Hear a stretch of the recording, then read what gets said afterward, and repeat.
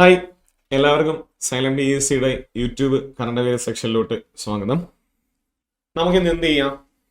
ഇനി വരുന്ന എക്സാമിന് നമുക്ക് പ്രധാനപ്പെട്ട സംസ്ഥാന ചലച്ചിത്ര പുരസ്കാരം അല്ലേ, അതുമായി ബന്ധപ്പെട്ട് ഒന്ന് രണ്ട് കാര്യങ്ങൾ എന്ത് ചെയ്യാം നമുക്ക് ചർച്ച ചെയ്യാം അല്ലേ. സംസ്ഥാന ചലച്ചിത്ര പുരസ്കാരം 54ാമത് സംസ്ഥാന ചലച്ചിത്ര പുരസ്കാരമാണ് 2024 പ്രഖ്യാപിച്ചു എന്ന് നമുക്കറിയാം.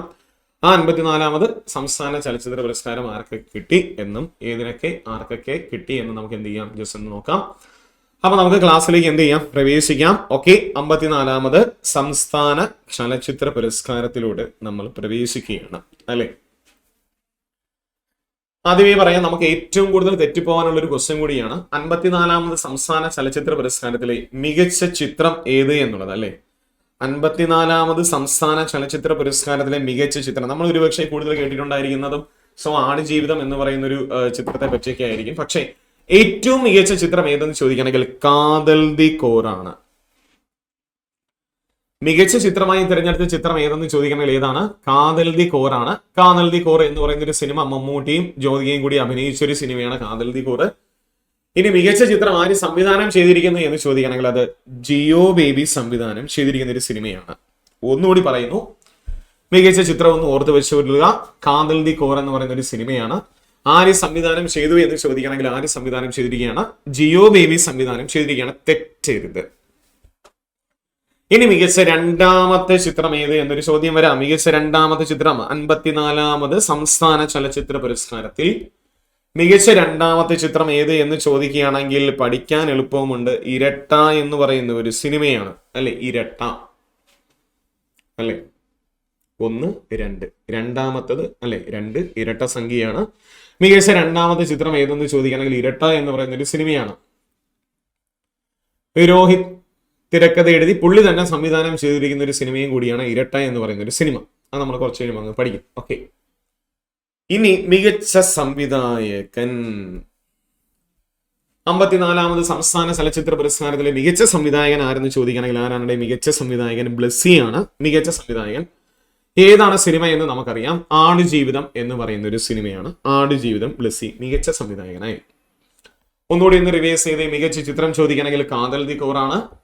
കാതൽ ദി കോർ ആര് സംവിധാനം ചെയ്തു? ജിയോ ബേബി സംവിധാനം ചെയ്തു. മികച്ച രണ്ടാമത്തെ ചിത്രം ഏതെന്ന് ചോദിക്കുകയാണെങ്കിൽ ഇരട്ടയാണ്. മികച്ച സംവിധായകൻ ആരെന്ന് ചോദിക്കുകയാണെങ്കിൽ ബ്ലസ്സിയാണ്. മികച്ച സംവിധായകൻ ബ്ലസ്സിയാണ്. ഏതാണ് സിനിമ? ആടുജീവിതമാണ് സിനിമ.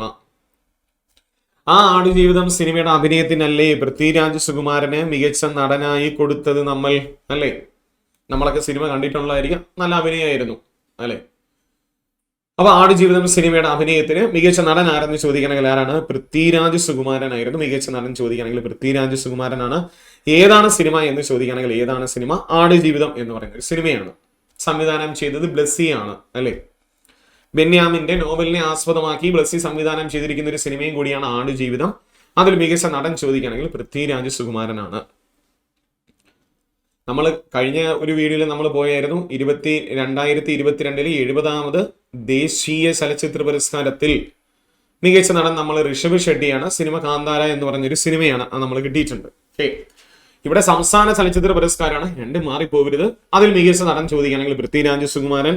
ഏതാണ് സിനിമ എന്ന് ചോദിക്കുകയാണെങ്കിൽ ആടുജീവിതം എന്ന് പറയുന്ന ഒരു സിനിമയാണ്. ഇനി നാം നോക്കിയാൽ മികച്ച സഹനടൻ 54ാമത് സംസ്ഥാന ചലച്ചിത്ര പുരസ്കാരത്തിൽ മികച്ച സഹനടൻ ആരെന്ന് ചോദിക്കുകയാണെങ്കിൽ വിജയരാഘവനാണ് മികച്ച സഹനടൻ. ഏത് സിനിമയുടെ അഭിനയത്തിനാണ് വിജയരാഘവന് മികച്ച സഹനടനുള്ള പുരസ്കാരം കൊടുത്തു എന്ന് ചോദിക്കുകയാണെങ്കിൽ പൂക്കാലം എന്ന് പറയുന്ന സിനിമയ്ക്കാണ്. പൂക്കാലം. സ്വാഭാവികമായിട്ടും പൂക്കാലം എന്ന് പറയുന്ന ഒരു സിനിമയ്ക്ക് ലഭിച്ചത് കൊണ്ട് പൂക്കാലം എന്ന് പറയുന്ന സിനിമ ആര് സംവിധാനം ചെയ്തു എന്ന് ചോദിക്കുകയാണെങ്കിൽ ഗണേഷ് രാജാണ് കേട്ടോ. സംവിധാനം ചെയ്തിരിക്കുന്ന ഗണേഷ് രാജാണ്. നമുക്ക് പഠിക്കാൻ ഒരു കാര്യം എളുപ്പത്തിൽ പറഞ്ഞുതരാം. ഗണേഷ് ഗണപതി. ഗണേശന് നമ്മൾ പൂക്കൾ കൊടുക്കുകയാണ് എന്ന് ചിന്തിക്കുക. നമുക്ക് വിജയിക്കാം. പഠിക്കാൻ വേണ്ടി മാത്രമാണ്. നമ്മൾ നന്നായിട്ട് ഹാർഡ് വർക്ക് ചെയ്താൽ മാത്രമേ നമുക്ക് വിജയിക്കാൻ പറ്റൂ എന്നുള്ളതുകൂടി ഞാൻ ഓർമ്മപ്പെടുത്തുന്നു. ഓക്കെ, അപ്പൊ ഗണേഷ് രാജ്, ഗണേഷ്, ഗണപതി. സോ പൂക്കൾ കൊടുക്കുന്നു, വിജയിക്കുന്നു. ഓക്കെ, സഹനടനാണ് സംഭവം. സഹനടൻ ചോദിക്കുകയാണെങ്കിൽ വിജയരാഘവനാണ്. ഏതാണ് സിനിമ? പൂക്കാലം. ആര് സംവിധാനം ചെയ്തു? ഗണേഷ് രാജ് സംവിധാനം ചെയ്തു. അവിടെ 2022 70ാമത് ദേശീയ ചലച്ചിത്ര പുരസ്കാരത്തിലും 2 നടിമാർക്ക് മികച്ച നടിക്കുള്ള പുരസ്കാരം കൊടുത്തു അല്ലെ. ഇവിടെ ഇതാണ് അവസ്ഥ. അവിടെ നമ്മൾ കഴിഞ്ഞ ക്ലാസ്സിൽ പഠിച്ചായിരുന്നു 2 നടിമാർക്ക് കൊടുത്തു. അതിലൊന്ന് മാനസി പരീഖും മറ്റൊന്ന് നിത്യ മേനുവാണ്. ഇവിടത്തെയും 2 നടിമാരുണ്ടടാ, മികച്ച നടിമാർ 2 പേർ. അതിലൊന്ന് ഉർവശി, ബീന ആർ ചന്ദ്രൻ. ഉർവശിയും ബീന ആർ ചന്ദ്രനുമാണ്. ഉർവശിയുടെ ഏതാണ് സിനിമ? ഉർവശി ഉള്ളൊഴുക്ക് എന്ന് പറയുന്ന സിനിമയാണ്. ഉർവശിക്ക് ഏത് സിനിമയുടെ അഭിനയത്തിനാണ് മികച്ച നടി കിട്ടി ചോദിച്ചത്? ഉള്ളൊഴുക്ക്. ഉള്ളൊഴുക്ക് ആര് സംവിധാനം ചെയ്തു? ക്രിസ്റ്റോ ടോമി സംവിധാനം ചെയ്ത സിനിമയാണ് ഉള്ളൊഴുക്ക്. മറ്റൊരു നടിക്ക് കൂടി നമ്മൾ മികച്ച നടിക്ക് കൊടുത്തു അല്ലെ, ബീന ആർ ചന്ദ്രൻ. ബീന ആർ ചന്ദ്രൻ എന്ന് പറയുന്ന വ്യക്തിക്ക് കൂടി നമ്മൾ കൊടുത്തു. ബീന ആർ ചന്ദ്രന്റെ ഏത് സിനിമയുടെ അഭിനയത്തിനാണെന്ന് ചോദിക്കുകയാണെങ്കിൽ തടവ് എന്ന് പറയുന്ന സിനിമയ്ക്കാണ്. ബീന ആർ ചന്ദ്രന്റെ തടവ് എന്ന് പറയുന്ന സിനിമയാണ്.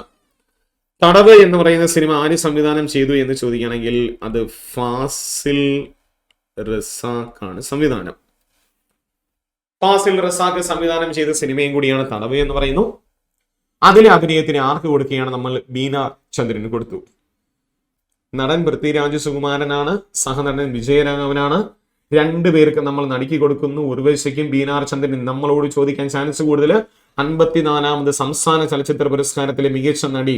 ഓപ്ഷനിൽ ഉർവശി തരത്തില്ല, പകരം ബീന ആർ ചന്ദ്രൻ ആയിരിക്കും തരിക. ബീന ആർ ചന്ദ്രൻ എഴുതുക, അല്ലെങ്കിൽ 2 പേരെയും തന്നിരിക്കും. ആ ഓപ്ഷൻസ് ഏതൊക്കെയാണെന്ന് നോക്കി എഴുതുക. മികച്ച സ്വഭാവ നടി തന്നെയാണ് മികച്ച സഹനടിയും. 2 മികച്ച സഹനടി ആരെന്ന് ചോദിക്കുകയാണെങ്കിൽ ശ്രീഷ്മ ചന്ദ്രനാണ്. ശ്രീഷ്മ ചന്ദ്രൻ. ഏതാണ് സിനിമ എന്ന് ചോദിക്കുകയാണെങ്കിൽ പൊമ്പളെ ഒരുമ എന്ന് പറയുന്ന സിനിമയാണ്. പൊമ്പളെ ഒരുമ എന്ന് പറയുന്ന ഒരു സിനിമയാണ്. ശ്രീഷ്മ ചന്ദ്രന് ഏത് സിനിമയുടെ അഭിനയത്തിന് ചോദിക്കുകയാണെങ്കിൽ പൊമ്പളെ ഒരുമ എന്ന് പറയുന്ന സിനിമയുടെ അഭിനയത്തിനാണ്. പൊമ്പളെ ഒരുമ അല്ലെ. പൊമ്പളെ ഒരുമ ആര് സംവിധാനം ചെയ്തു എന്ന് ചോദിക്കുകയാണെങ്കിൽ ബിപിൻ ആറ്റ്ലി. ആരാണ്? ബിപിൻ ആറ്റ്ലിയാണ് സംവിധാനം ചെയ്തത്. ഏത് സിനിമ? പൊമ്പളെ ഒരുമ എന്ന് പറഞ്ഞൊരു സിനിമ സംവിധാനം ചെയ്തത് ബിപിൻ ആറ്റ്ലിയാണ്. ഓർത്ത് വെച്ചോളുക. ഈ പറഞ്ഞ 6 കാര്യങ്ങൾ ഞാനൊന്ന് പെട്ടെന്ന് റിവൈസ് ചെയ്യാണ്. നിങ്ങളുടെ മനസ്സിൽ ഒന്ന് റിവൈസ് ചെയ്ത് വരുന്നു. ഓക്കെ, സ്റ്റാർട്ട് ചെയ്യുന്നു. 54ാമത് സംസ്ഥാന ചലച്ചിത്ര പുരസ്കാരത്തിൽ മികച്ച ചിത്രം ഏതെന്ന് ചോദിക്കുകയാണെങ്കിൽ കാതൽ ദി കോറാണ്. ജിയോ ബേബി സംവിധാനം ചെയ്തു. മികച്ച 2ാമത് ചിത്രം നമ്മൾ പഠിച്ചായിരുന്നു ഇരട്ടയാണ്. മികച്ച സംവിധായകൻ നമ്മൾ പഠിച്ചായിരുന്നു ബ്ലസ്സിയാണ്. സിനിമ ആടുജീവിതം. അതിലെ മികച്ച നടൻ ചോദിക്കുകയാണെങ്കിൽ പൃഥ്വിരാജ് സുകുമാരൻ, ആടുജീവിതം. മികച്ച സഹനടൻ നമ്മൾ പഠിച്ചായിരുന്നു വിജയരാഘവൻ, സിനിമ പൂക്കാലം. 2 പേർക്ക് നമ്മൾ നടിക്ക് കൊടുത്തു. ഉർവശിയും ബീന ആർ ചന്ദ്രൻ. ഉർവശിയുടെ ഉള്ളൊഴുക്ക്, ബീന ആർ ചന്ദ്രന്റെ തടവ് എന്നുള്ളതാണ്. ഉള്ളൊഴുക്ക് ക്രിസ്റ്റോ ടോമി സംവിധാനം ചെയ്തു. തടവ് എന്ന് പറയുന്നത് ഫാസിൽ റസാഖ് സംവിധാനം ചെയ്ത സിനിമയാണ് തടവ്. ഇനി മികച്ച സ്വഭാവം നടി ചോദിക്കുകയാണെങ്കിൽ പൊമ്പളെ ഒരുമ എന്ന് പറയുന്ന ഒരു സിനിമയുടെ അഭിനയത്തിന് ശ്രീഷ്മ ചന്ദ്രന് മികച്ച സ്വഭാവ നടി ശ്രീഷ്മ ചന്ദ്രനാണ്. ബിപിൻ ആറ്റ്ലിയാണ് സംവിധാനം ചെയ്തിരിക്കുന്നു പൊമ്പളെ ഒരുമ. ഓക്കെ, മുന്നോട്ട് പ്രവേശിക്കുന്നു. മികച്ച ജനപ്രിയ ചിത്രമല്ലേ. മികച്ച ജനപ്രിയ ചിത്രം ചോദിച്ചു കഴിഞ്ഞാൽ ഏത് തന്നെയാണ്? മികച്ച ജനപ്രിയ ചിത്രം ആടുജീവിതം തന്നെയാണ് അല്ലെ. മികച്ച ജനപ്രിയ ചിത്രം ചോദിക്കുകയാണെങ്കിൽ ആടുജീവിതമാണ്. മികച്ച തിരക്കഥ. മികച്ച തിരക്കഥ. മികച്ച തിരക്കഥ ഇരട്ട എന്ന് പറയുന്ന സിനിമയുടെ തിരക്കഥയ്ക്കാണ് മികച്ച തിരക്കഥ ചോദിക്കുകയാണെങ്കിൽ ഇരട്ടയാണ്. രോഹിത് MG കൃഷ്ണൻ തിരക്കഥ എഴുതി പുള്ളി തന്നെ സംവിധാനം ചെയ്ത സിനിമയാണ് ഇരട്ട എന്ന് പറയുന്ന സിനിമ. അപ്പൊ മികച്ച തിരക്കഥ ചോദിക്കുകയാണെങ്കിൽ ഏതാണ്? ഇരട്ട എന്ന് പറഞ്ഞതാണ് മികച്ച തിരക്കഥ ചോദിക്കുകയാണെങ്കിൽ ഇരട്ടയാണ്. ആര് സംവിധാനം ചെയ്തു എന്ന് ചോദിക്കുകയാണെങ്കിൽ ആര് സംവിധാനം ചെയ്തു? രോഹിത് MG കൃഷ്ണനാണ് ഇരട്ട എന്ന് പറയുന്ന സിനിമ സംവിധാനം ചെയ്തിരിക്കുന്നത്. അതായിരുന്നു മികച്ച 2ാമത്തെ ചിത്രമായി പോയിരിക്കുന്നത് ഇരട്ടയാണ്. ഇനി നമുക്ക് വരാം മികച്ച ബാലതാരം. ആൺ വിഭാഗത്തിലും പെൺ വിഭാഗത്തിലും. അതിലാദ്യം നമ്മൾ പെൺ വിഭാഗത്തിലോട്ട് പ്രവേശിക്കുന്നു. മികച്ച ബാലതാരം പെൺ വിഭാഗത്തിൽ ആർക്ക് ലഭിക്കുന്നു? തെന്നൽ അഭിലാഷിനാണ്. ആ പേരൊക്കെ കേൾക്കുമ്പോൾ തെന്നൽ അഭിലാഷി എന്ന് കേൾക്കുമ്പോൾ പുരുഷനല്ലേ എന്ന് നമുക്ക് തോന്നും. തെറ്റരുത്, തെറ്റരുത്, തെറ്റരുത്. തെന്നൽ തെറ്റരുത് പെണ്ണാണ്. തെന്നൽ തെറ്റരുത്, തെന്നൽ തെന്നൽ പെണ്ണാണ്. തെന്നൽ അഭിലാഷിന് ലഭിക്കുന്നു. ഏത് സിനിമയുടെ അഭിനയത്തിന് എന്ന് ചോദിക്കുകയാണെങ്കിൽ ശേഷം മൈക്കിൾ ഫാത്തിമ എന്ന് പറയുന്ന സിനിമയുടെ അഭിനയത്തിനാണ്. ശേഷം മൈക്കിൾ ഫാത്തിമ എന്ന് പറയുന്ന സിനിമയുടെ അഭിനയത്തിന് തെന്നൽ അഭിലാഷിന് മികച്ച ബാലതാരമായി ലഭിക്കുകയാണ് പെൺവിഭാഗത്തിൽ. മനു സി ശങ്കർ സംവിധാനം ചെയ്ത സിനിമയാണ് ശേഷം മൈക്കിൾ ഫാത്തിമ. മനു സി ശങ്കർ മനു സി കുമാർ ആണേ, സോറി ചിറ്റുമാൻ.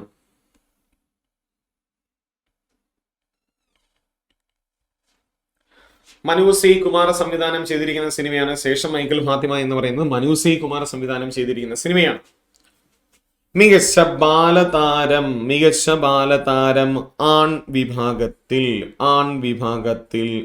വിഭാഗത്തിൽ അവിർത് മേനോനാണ്. അത് നമുക്ക് കിട്ടുമായിരിക്കണം. അവിർത് മേനോനാണ്. അവിർത് മേനോന്റെ ഏത് സിനിമയ്ക്കാണ് എന്ന് ചോദിക്കുകയാണെങ്കിൽ പാച്ചുവും അത്ഭുത വിളക്കും എന്ന് പറയുന്ന സിനിമയാണ്. പാച്ചുവും അത്ഭുത വിളക്കും എന്ന് പറയുന്ന സിനിമയാണ്. ഒരുപക്ഷെ നിങ്ങൾ കണ്ടിട്ടുണ്ടായിരിക്കണം. ഫഹദ് ഫാസിൽ അഭിനയിച്ചൊരു സിനിമയും കൂടിയാണ് പാച്ചും അത്ഭുത വിളക്കും. അഖിൽ സത്യൻ സംവിധാനം ചെയ്തിരിക്കുന്ന ഒരു സിനിമയും കൂടിയാണ് പാച്ചും അത്ഭുത വിളക്കും എന്ന് പറയുന്നത്. അഖിൽ സത്യൻ സംവിധാനമാണ്. പാച്ചും അത്ഭുത വിളക്കും. അപ്പോ ഒന്നുകൂടി പറയുന്നു, ജനപ്രിയ ചിത്രം ചോദിച്ചു കഴിഞ്ഞാൽ ആടുജീവിതമാണ്. സംവിധാനം നമ്മൾ പഠിച്ചു ബ്ലസ്സിയാണ്. മികച്ച തിരക്കഥ ചോദിക്കുകയാണെങ്കിൽ ഇരട്ടയാണ്. രോഹിത് MG കൃഷ്ണനാണ് ഇരട്ട. അത് സംവിധാനം ചെയ്തതും തിരക്കഥ എഴുതിയതും പുള്ളി തന്നെ. മികച്ച ബാലതാരം പെൺവിഭാഗത്തിൽ തെറ്റരുത് തെന്നൽ അഭിലാഷാണ്. ഏത് സിനിമ? ശേഷം മൈക്കിൾ ഫാത്തിമ.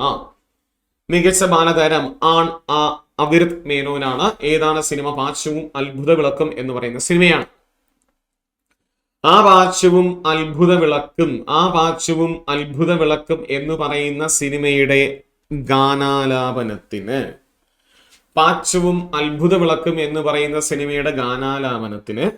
മികച്ച പിന്നണി ഗായിക, ഓർത്ത് വെച്ചോളുക, മികച്ച ഗായിക തന്നെയാണ് മികച്ച പിന്നണി ഗായിക, അല്ലെങ്കിൽ മികച്ച ഗായിക എന്നായിരിക്കും നമ്മളോട് ചോദിക്കുക.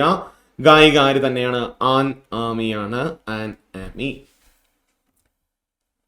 ഏതാണ് സിനിമ എന്ന് ചോദിക്കുകയാണെങ്കിൽ പാച്ചുവും അത്ഭുത വിളക്കും എന്ന് പറയുന്ന സിനിമയാണ്. സിനിമ പാച്ചുവും അത്ഭുത വിളക്കും എന്ന് പറയുന്ന സിനിമയാണ്. പാച്ചുവും അത്ഭുത വിളക്കും. പാച്ചുവും അത്ഭുത വിളക്കും ഇപ്പൊ പഠിച്ചതേ ഉള്ളൂ. അഖിൽ സത്യൻ സംവിധാനം ചെയ്തതാണ് പാച്ചുവും അത്ഭുത വിളക്കും എന്ന് പറയുന്നത്. അഖിൽ സത്യൻ സംവിധാനം ചെയ്തു. ആമിക്ക് നമ്മൾ കൊടുക്കുന്നു. മികച്ച ഗായകൻ ആരെന്ന് ചോദിച്ചാൽ ഗായിക ആമി. ഗായകൻ ആരെന്ന് ചോദിച്ചാൽ വിദ്യാധരൻ മാസ്റ്ററാണ്. വിദ്യാധരൻ മാസ്റ്റർ. ഏതാണ് സിനിമ? ജനനം 1947. പ്രണയം തുടരുന്നു എന്ന് പറയുന്നതാണ്. പ്രണയം തുടരുന്നു 1947. പ്രണയം തുടരുന്നു എന്ന് പറയുന്ന ഈ സിനിമയാണ്. ഈ സിനിമയുടെ അഭിനയത്തിനാണ്, ഈ സിനിമയുടെ ഗാനത്തിലെ പാട്ടിനാണ് വിദ്യാധരൻ മാസ്റ്റർക്ക് എന്ത് കൊടുക്കുന്നത്? മികച്ച ഗായകൻ കൊടുക്കുന്നു. ഒന്നുകൂടി, മികച്ച ഗായിക ചോദിക്കുകയാണെങ്കിൽ ആൻ ആമിയാണ്. ഓർത്ത് വെച്ചോളുക, മികച്ച ഗായിക ആൻ ആമിയാണ്. സിനിമ പാച്ചുവും അത്ഭുത വിളക്കും. മികച്ച ഗായകൻ ചോദിക്കുകയാണെങ്കിൽ വിദ്യാധരൻ മാസ്റ്ററാണ്. ഏത് സിനിമ? ജനനം 1947. പ്രണയം തുടരുന്നു എന്ന് പറയുന്ന സിനിമയുടെ ഗാനത്തിനാണ്. നമ്മൾ മുന്നേ ഒരു കാര്യം പഠിച്ചായിരുന്നു. 2024 പ്രഖ്യാപിച്ച 70ാമത് ദേശീയ ചലച്ചിത്ര പുരസ്കാരത്തിൽ ഒരു മലയാളി ഗായിക അല്ലേ? ബോംബെ ജയശ്രീക്കാണ് മികച്ച ഗായിക.